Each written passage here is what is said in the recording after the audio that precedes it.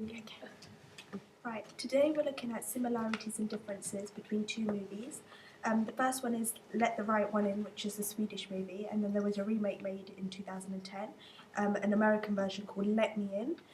We're going to look at the similarities and differences now between both movies.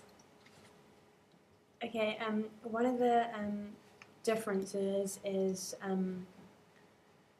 in Let Me In is where he cuts his hand, he cuts his finger, and then Let the Right One In, he cuts the palm of his hand. So you can tell there's a difference between the directors where they want to position the scene.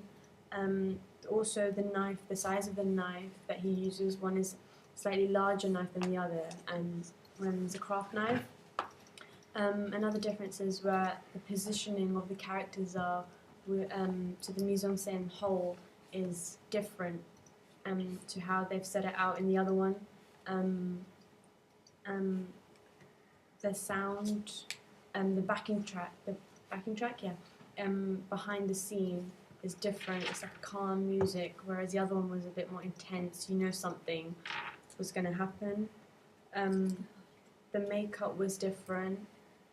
It was more dramatic in Let Me In, like they showed blood more rather than showing it more in Let the Right One In. So.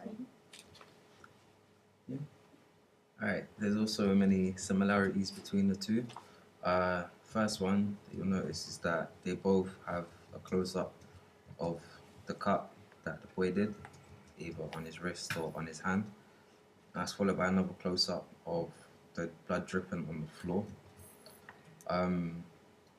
The other shot that's similar is of the girl, either Alice or Abby. You see her licking her lips in both of the scenes, and then her pouncing down to lick up the blood. You also get a medium shot in both of them of her licking the blood, and that's followed by another close-up of the side of her face, and you see the hair down, and through the hair you can see her licking the blood. A difference in the shots though is when you see her face. With one in Let Me In, you get a close-up of her because it's like a more scary version of her.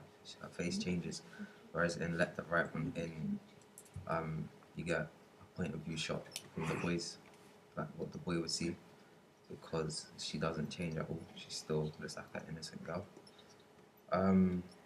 Another thing in both of them, the way that you see her licking the blood, it's like an animalistic posture, so it's like a predator.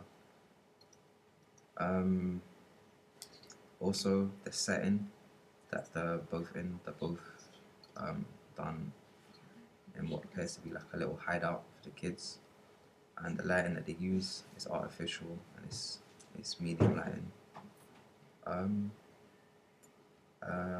Also, you get her, it's like she's purring, like her comfort when she's eating. She seems satisfied in both of the movies after licking the blood. Where she runs out, it's the same. She wants to, not harm the little boy, so she runs out as fast as she can, both using the same scene.